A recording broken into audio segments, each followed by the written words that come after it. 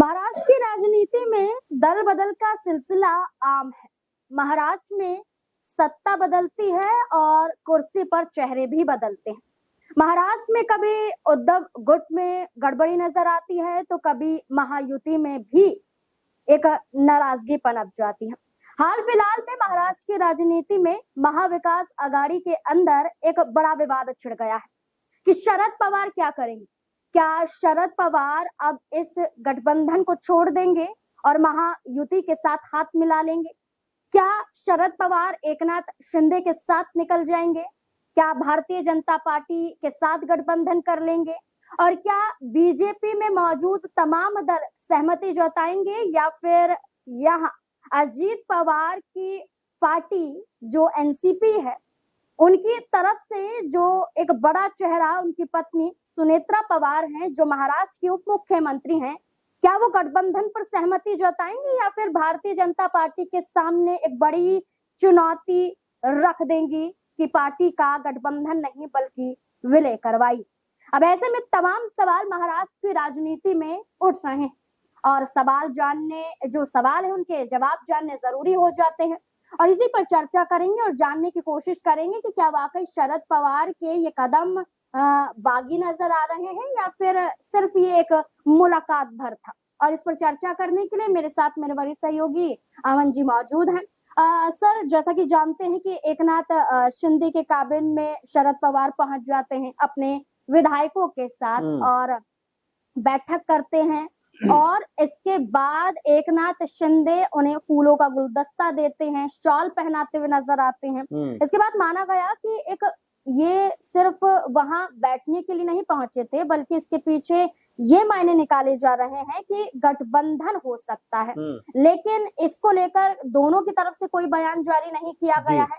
लेकिन क्या लगता है, क्योंकि शरद पवार भी चुप हैं, एकनाथ शिंदे भी चुप हैं, विधायक ये कहते हैं कि शरद पवार को ज्यादा चलने में दिक्कत होती है इसलिए सबसे पास सिर्फ एकनाथ शिंदे का कैबिन था इसलिए वो वहां पहुंच गए और अपने विधायकों के साथ मीटिंग कर रहे थे। लेकिन इस बीच में आप ये देखिए उद्धव ठाकरे की पार्टी से सांसद संजय राउत ये कहते हुए नजर आते हैं जो गद्दार हैं उनके साथ आपका दिखाई देना ये सम्मान पूर्वक नहीं है, ये एक तरह से अपमान है गठबंधन का, आपका और तमाम विपक्षियों का। कैसे देखते हैं? देखिए, पहली बात तो ये है कि जिस तरह से उद्धव ठाकरे गुट के 6-7 जो सांसद हैं वो जो शिंदे गुट में शामिल हुए तो उसकी खींचवी कहने के अंदर है कि उनकी पार्टी एक तरीके से लगभग आधी से भी ज्यादा कम हो गई, क्योंकि 9-8 उनके पास सांसद थे, अब 2 या 3 सांसद बचे हैं। तो जाहिर बात है कि वो मन के अंदर जो गुस्सा है वो यहाँ पर निकल कर आता हुआ नजर आता है। लेकिन साथ में हमें ये भी समझना पड़ेगा कि क्या शरद पवार जो है,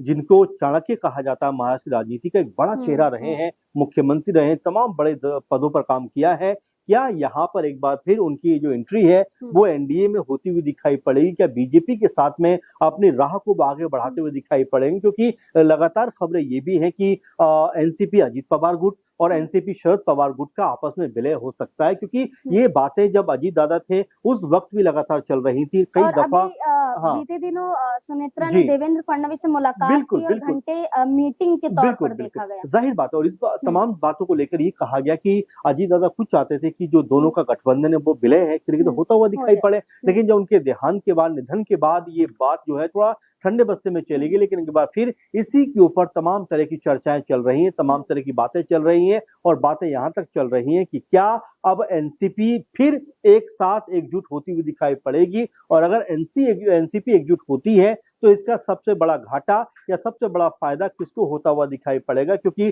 प्रफुल्ल पटेल हो या ऐसे बड़े नेता हो, उनकी नाराजगी भी लगातार बनी हुई थी सुनेत्रा पवार को लेकर, क्योंकि उनको जो एक कार्यकारिणी होती है उसमें उनको शामिल नहीं किया गया था और इस बात को लेकर भी वो नाराज थे। तो क्या उनकी भी नाराजगी को यहाँ पर दूर किया जाएगा? क्या एक साथ आते हुए दिखाई पड़ेंगे? और महत्वपूर्ण और अहम बात क्या हो जाती है कि क्या यहाँ से जो उद्धव ठाकरे गुट है क्या एक बार फिर सर, जैसे कि शरद पवार और एकनाथ शिंदे की मुलाकात को हमने देखा, इससे पहले बीजेपी के राष्ट्रीय महासचिव विनोद तावड़े और एनसीपी-एस के प्रदेश अध्यक्ष जयंत पाटिल की भी मुलाकात हुई थी। उस मुलाकात को भी एक शिष्टाचार भेंट बता दिया गया, इस मुलाकात को भी शिष्टाचार भेंट बता दिया गया। लेकिन यही कांग्रेस नेता पृथ्वीराज चौहान ये कहते हैं कि पहले से ही शरद पवार की पार्टी के 5 से 6 सांसद संपर्क में है एकनाथ शिंदे की। ये तो अब शरद पवार मुलाकात करते हैं, यानी कि खेल बहुत पहले से ही खेला जा रहा है। राजनीति में हर एक संभावनाओं को कहा जाता है कि शिष्टाचार की मुलाकात थी, यूं ही आ गए थे, भेंट करने के लिए पहुंच गए थे, लेकिन उसके अपने सियासी मायने होते हैं। और यहाँ पर जो बात निकलकर सामने आती है, कम से कम वो तो ये इस तरफ इशारा करती है कि खेल अब से नहीं, बहुत समय पहले से चल रहा था। और राजनीतिक लिहाज से देखा जाए तो देखिए नाज़मीन जी की खेल, इस जो पॉलिटिकल तौर पर खेल रचे जाते हैं, जो भी रणनीति बनाई जाती है, वो एक लंबे समय को देखकर बनाई जाती है और लंबे समय से पूरा मामला चल रहा होता है। एकाएक ये नहीं कि उठ के वहां पर जाकर बैठ गए और इस तरह का अनाउंसमेंट कर दिया। कुछ ऐसा ही यहाँ पर भी नजर आता है कि शरद पवार चूंकि राजनीति के बहुत माहिर खिलाड़ी हैं, राजनीति जो है उन्होंने जिस तरह से महाराष्ट्र में की है, तमाम पदों पर काम किया, मुख्यमंत्री रहे हैं, तो जाहिर बात है कि उनको हर दाव पेच का अंदाजा है। इसी नाते कहा जाता है कि शिंदे से उनका मुलाकात करना, उनके केबिन में बैठना, उनके ऑफिस में बैठना, कहीं ना कहीं ये पहले से ही था कि आपस का जो मिलान है, हो सकता है शिंदे के जरिए होता हुआ दिखाई पड़े कि वो अब एनसीपी जो है एकजुट हो जाए और फिर जाकर वो एनडीए में शामिल हैं ही, तो एनडीए में शरद पवार को हो सकता है कोई बड़ा पद मिलता हुआ दिखाई पड़ जाए। क्योंकि इस बात को लेकर पहले भी चर्चा थी कि क्या शरद पवार अगर एनडीए कुनबे में आते हैं तो फिर उनको क्या कोई बड़ी जिम्मेदारी मिलती हुई दिखाई पड़ेगी। तो हो सकता है कि यहाँ से अगर अब जो सुमित्रा पवार ये बात कहती हैं कि हो सकता है उनके जो अंदाज से ये बात लगती है कि अब जो पार्टी बिखरी हुई थी, यानी दो भागों में बटी हुई थी, अगर अजीत दादा के जाने के बाद अगर पार्टी एकजुट हो जाती है तो इसका लाभ दोनों को ही मिलता हुआ दिखाई पड़ेगा। यहाँ ये भी चर्चा हो रही है कि अक्सर हम देखते हैं कि अगर किसी भी पार्टी को किसी और दल के साथ मिलाना है तो ऑफर भी दिया जाता है। तो ऑफर यहाँ दिया जा रहा है सुप्रिया सुले को लेकर कि बड़ी जिम्मेदारी केंद्र में दी जा सकती है, बड़ी जिम्मेदारी से नवाजा जा सकता है। और यही ऑफर देते हुए कहा जा रहा है कि और भी शरद पवार की पार्टी से बड़े चेहरे होंगे, उन्हें भी बड़ी जिम्मेदारी दी जाएगी। तो क्या लगता है कि अगर यहाँ मौका मिल रहा है तो शरद पवार यहाँ चौका मारते हुए देखिए जाहिर बात है, और ये हम लगातार देखते रहे हैं, राजनीति का यही अब जो है मिजाज हो गया है कि जहां पर आपको सत्ता का सुख मिलता है, आप तमाम वायदे इरादे छोड़कर उस तरफ जाते हुए नजर आते हैं।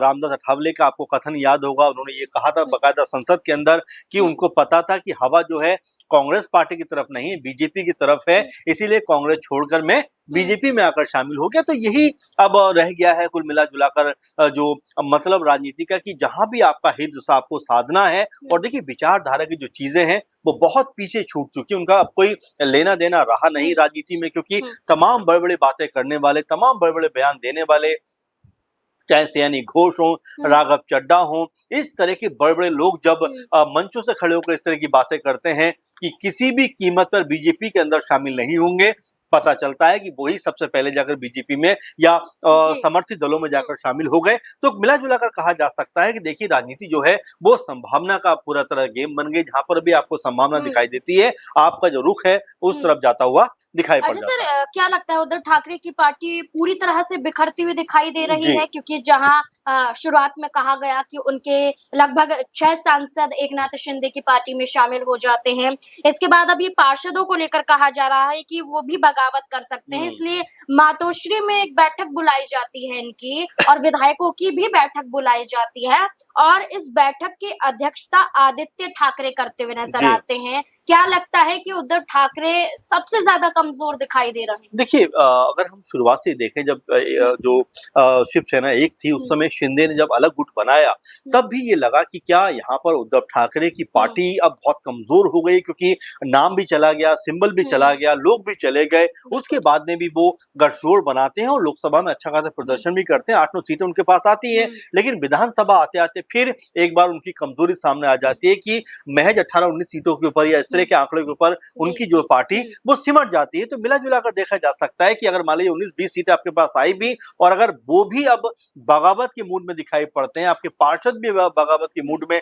दिखाई पड़ते हैं, और जो 8-9 आपके पास सांसद थे उसमें से 6-7 जो हैं वो उस तरफ जाते हुए नजर आते हैं, तो बिल्कुल इसमें कोई दोहराई की बात भी नहीं है कि उद्धव ठाकरे की पार्टी अब एक ऐसे मोड़ पे खड़ी है जहां पर उनके लिए खुद को बचाना एक बहुत बड़ी चुनौती है। क्योंकि आप देख रहे हैं कि रफ्ता रफ्ता उनकी पार्टी से लगातार लोग कम होते चले जा रहे हैं, चाहे सांसदों की बात करें, विधायकों की बात करें, पार्षदों की बात करें, उनकी पार्टी कमजोर पड़ रही है और छोटी होती चली जा रही है। वहीं शिंदे गुट की बात करें तो ना सिर्फ मजबूत हो रहे हैं बल्कि तमाम जो लोग उद्धव ठाकरे गुट के हैं वो भी जाकर उनमें शामिल हो रहे हैं और इसी बात को लेकर तमाम तरह की बयानबाजी भी हुई थी कि अगर आपके अंदर इतनी हिम्मत है, आपके अंदर इतना ही अगर जो लोकप्रियता है तो आप जाइए चुनाव में जाकर लड़िए, जीतिए, फिर जाकर आप शामिल हो जाइए। यानी कि एक तरीके से उद्धव ठाकरे गुट ने ये कहने का प्रयास किया कि लोगों ने जो गद्दारी की है उसका सिला जनता उनको देगी।